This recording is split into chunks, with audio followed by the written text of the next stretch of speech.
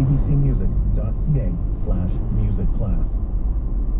This afternoon, live on Checkout. Working between 70 and 75 hours a week, believe it or not. Side hustles. 1 million Canadians are working more than one job, and a third of them are doing it to make ends meet, according to Stats Can. Why are you working a second job? Are you happy with it, or is it stressing you out? That's Checkup this afternoon. This is CBC News from Vancouver. Good morning, I'm Stephanie Mercier. Our top story, a Toronto jury has found former fashion mogul Peter Nygaard guilty on 4 counts of sexual assault, but acquitted him on a 5th charge of sexual assault and a charge of forcible confinement. The 82-year-old had pleaded not guilty to all counts, which stemmed from allegations dating from the 1980s to the mid-2000s. Overseas, the Rafah border crossing between Gaza and Egypt reopened today, and about more than 100 people with connections to Canada are among those who have been allowed through. But there are still as many as 400 stuck in Gaza hoping to get out. The border had been closed for the last 2 days. Montreal police are investigating yet another incident where someone shot at a Jewish school in the city. It's the 3rd incident in the last week. Sarah Levitt has the latest. Several 911 calls were made to police at around 5 a.m. this morning, and when officers arrived, they discovered impact marks on the building and shell casings on the ground. Let's hear from Caroline Chevrefis, who speaks for Montreal Police. According to the first information obtained from the witnesses, after the gunshot, a vehicle would have been seen fleeing the scene. So the scene was protected by investigators and also by the crime scene.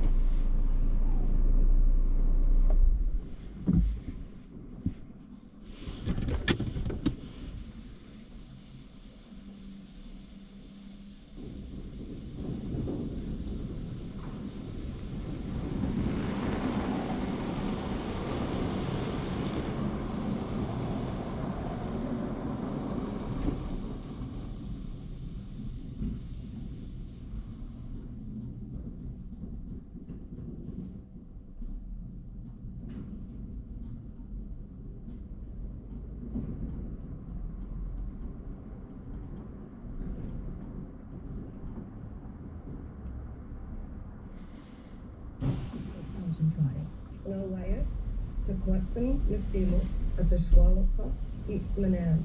That's the name of our law. In our language, talking about the teachings we have, our ways of being, and the guidance that gives us to care for each other.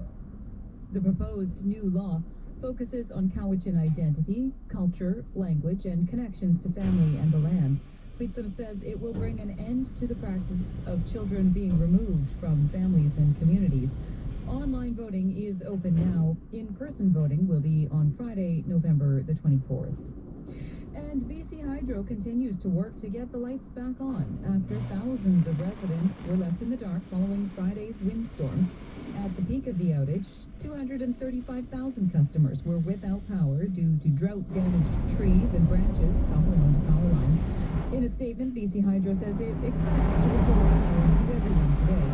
There are currently about 4,000 customers still disconnected. And that is the CBC News from Vancouver. For more news anytime, you can always go to our website, cbc.ca/bc, or you can use the CBC News app.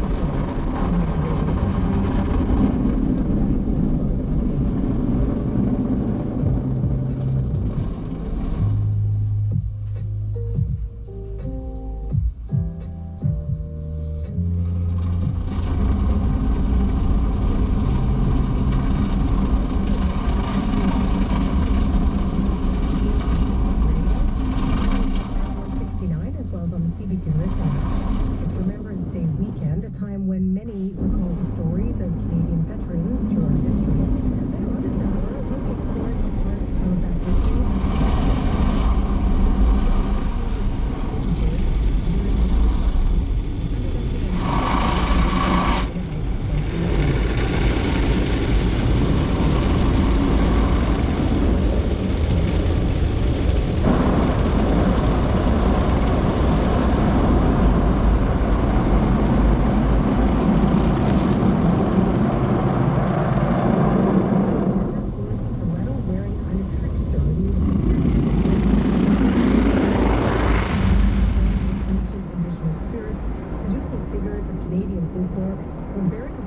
To the horrors that colonization brought to Indigenous communities.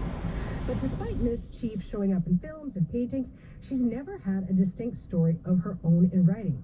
That is until now. Kent Monkman has teamed up with his longtime creative collaborator Giselle Gordon, and together they've written the memoirs of Miss Chief Eagle Testicle, a true and exact accounting of the history of Turtle Island. It's a combination of history, fiction, and memoir, and it re-examines some of the most pivotal moments in Canadian history from an Indigenous perspective. Kent and Giselle, hello. Hi, Pia. Thanks for having us. Hi, Pia. It's great to be here. Kent, it's also great to have you back on the show. And I know the last time you were here, we were talking about Miss Chief. Let's talk about